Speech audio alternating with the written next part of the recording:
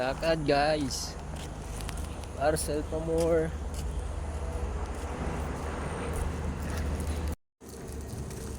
Yan guys, so layo nung lalakarin natin.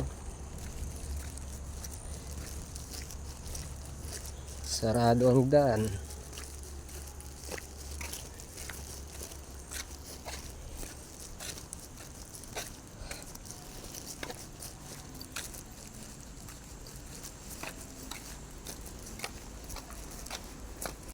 Ayan.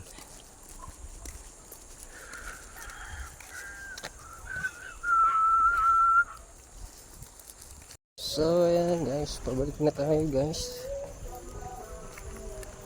Diyan pa rin, naglalagad pa rin tayo.